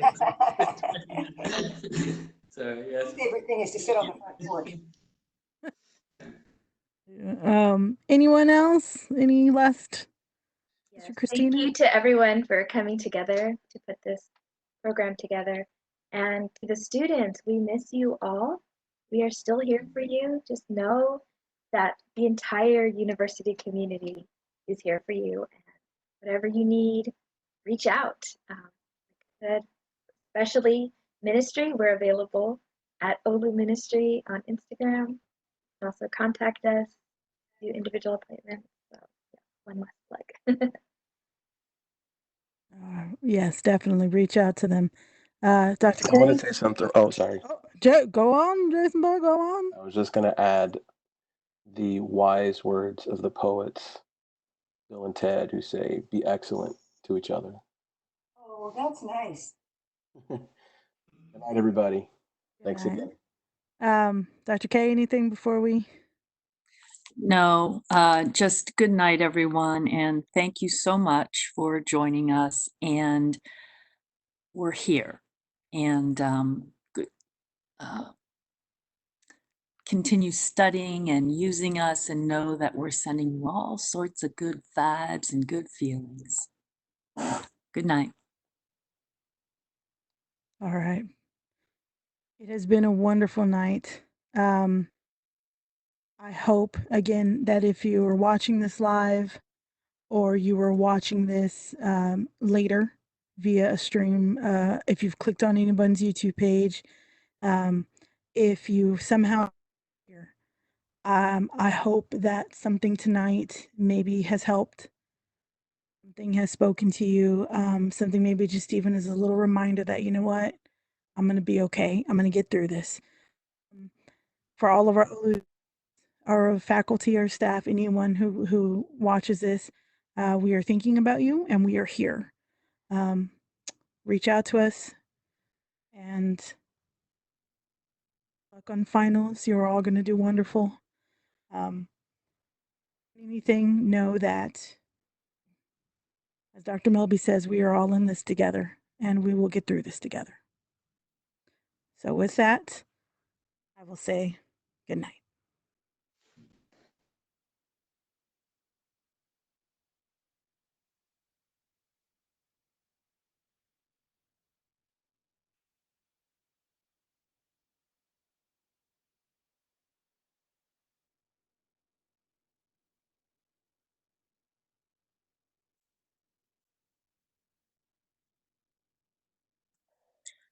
You guys are fabulous.